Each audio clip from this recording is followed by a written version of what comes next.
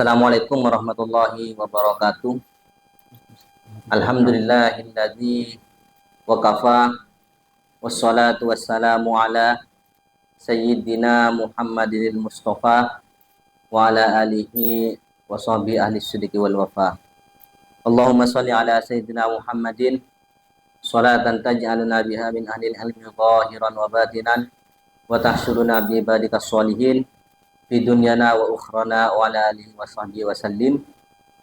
Pemirsa ngaji Ramadan MWCNU Arosbaya yang saya banggakan, malam hari ini kita akan podcast bincang-bincang seputar keislaman bersama narasumber kita Ustadz Mukhlis selaku Ketua LBM Lembaga Batsul Masail NU Arosbaya. Ini ada pertanyaan dari pemirsa yang bertanya tentang junub saat bulan Ramadan. Langsung ya Ustaz ya. Jadi begini Ustaz, kronologinya itu ada orang yang nonton drama di Netflix. Dia itu pada saat malam hari nonton drama tersebut, kemudian di Netflix di drama itu ada adegan orang dewasa, bukan yang sampai duhul, tapi sebatas semi seperti itu. Nah, kemudian setelah nonton dia capek, dia tidur. Kemudian dia tidur. Nah, ketika bangun itu dilalah sarungnya basah, yakni junub besar. Dan dia itu terbangun saat dalam waktu puasa, yakni ketika sudah adzan subuh. Nah, yakni dia konteksnya itu tidak sahur. Tidak sahur, adzan, kemudian adzan subuh, kemudian dia bangun. Tapi dia tidurnya malam hari. Tapi dia sudah niat puasa. Nah, malamnya sudah niat, kan dia sudah tarawih. Sudah tarawih, niat, kemudian nonton tadarusan, kemudian nonton drama seperti itu. Nah, kemudian sudah niat, kemudian dia nonton, kemudian dia tidur, dia junub. Bangunnya kok moro-moro sudah subuh. Apakah dalam keadaan junub itu dia tetap berpuasa atau tidak boleh berpuasa? Seperti apa itu Ustaz? Monggo dijawab. Terima kasih. Baik sekali pertanyaannya. Jadi intinya status puasa orang yang sedang junub itu bagaimana? Barangkali yang ditanyakan itu dari sisi hukum wad'inya. Hukum wad'i itu kan berkaitan dengan sah dan tidaknya itu.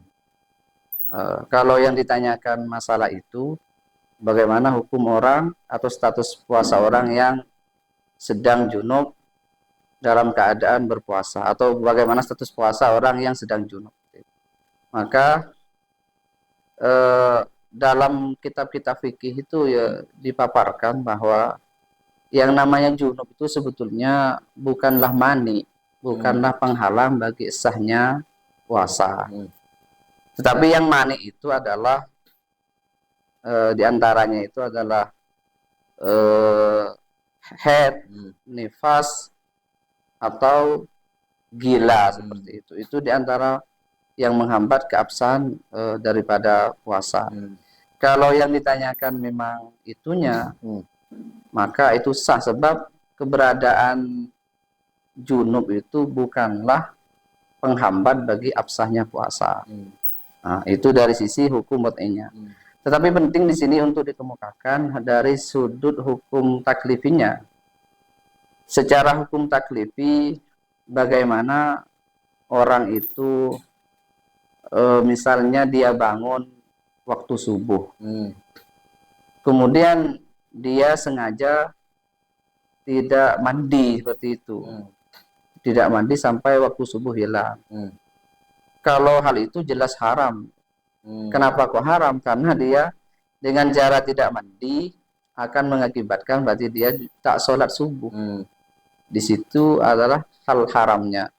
Meskipun dalam konteks puasanya tetap sah, sebab masalah junub itu seperti yang dikatakan tadi bukanlah sesuatu yang dapat menghambat keabsahan puasa dari sudut hukum wad'inya. Tapi dari sudut hukum taklifinya itu haram kalau sengaja tidak mandi padahal dia sudah tahu masuk waktu subuh. Nah, kemudian dari hukum taklifinya juga adalah kita tahu yang namanya hukum taklif itu kan hukum yang berkaitan dengan wajib, sunnah, makruh dan seterusnya. Nah, bagi orang yang junub itu sebetulnya dianjurkan mandi sebelum subuh. Dianjurkan mandi sebelum subuh. Apa motivasinya kalau dianjurkan sebelum subuh? Alasannya karena dalam keadaan dia nanti berpuasa itu ketika menyongsong subuh itu dia dalam keadaan sudah suci. Dan juga untuk menghindari hal-hal yang tak diinginkan. Bisa saja kan orang mandi itu terjadi hal-hal yang mengakibatkan puasanya batal. Karena semisal saat kumur-kumur dan sebagainya itu ada sebagian air yang tertelan. Nah, namun dalam rincian dalam kitab fikih, kalau orang itu kumur-kumur lalu ada sebagian air yang tertelan, di dalam kitab-kitab fikih itu dirinci begini. Dulu sudah pernah dipaparkan ini. Kalau kumur-kumurnya itu berangkat dari kumur-kumur sunnah atau kumur-kumur wajib, maka tidak akan mengakibatkan puasa itu batal. Coba gini Ustaz dulu. Yang kumur-kumur wajib itu seperti apa dan kumur-kumur sunnah itu seperti apa? Iya. Kalau kumur-kumur wajib itu seperti misalnya orang berdarah gusinya itu. Karena mungkin dia kejedot mulutnya, ke pintu akhirnya mulutnya luka, ada mengeluarkan darah. Maka dia kan wajib kumur-kumur untuk menghilangkan darah yang ada di mulutnya itu. Oleh karena itu karena dia wajib kumur-kumur, kok misalnya ada sebagian air tanpa sengaja masuk ke dalam mulutnya, maka tidak batal karena berangkat dari sesuatu yang dianjurkan, yang diwajibkan. Sementara kumur-kumur yang sunnah adalah sudah maklum ini, seperti kumur-kumur 3 kali sebelum wudu. Artinya kalau kumur-kumur 1 kali belum masuk, kumur-kumur 2 kali belum masuk, kumur-kumur 3 kali belum masuk. Nah, kumur-kumur yang keempat kali misalnya, ada sebagian air yang masuk ke dalam mulutnya itu, maka batal. Karena yang keempat ini sudah tidak bernilai sunnah kumur-kumurnya. Adapun kumur-kumur pertama, kedua, ketiga itu bernilai sunnah. Seandainya yang masuk ke dalam mulut itu dari hitungan 1 atau ketiga, maka tidak batal. Nah, itu kaitannya dengan puasa masalah mandi tadi itu. Jadi sekali lagi, kalau yang ditanyakan adalah secara hukum botningnya, maka tidak masalah. Karena keberadaan junub itu bukanlah sesuatu yang menghambat keabsahan puasa. Namun secara hukum taklifi yang baik itu adalah orang itu mandi sebelum subuh itu. Bahkan kalau subuh itu orang itu dalam keadaan junub dan dia tetap tak mandi, maka hukumnya haram. Haram bukan kaitannya dengan puasa, tapi haram karena kaitannya dengan kewajiban dia harus sholat subuh, di mana sholat itu kan mengharuskan orang itu harus steril dari hadas kecil maupun hadas besar. Kira-kira seperti itu. Jadi dari penjelasannya Ustadz Mukhlis bisa disimpulkan bahwa orang yang junub lalu masuk waktu puasa itu puasanya tetap dilanjutkan seperti itu Ustadz ya. Begitu. Baik, terima kasih Ustadz. Ini sudah menjawab satu pertanyaan dari pemirsa.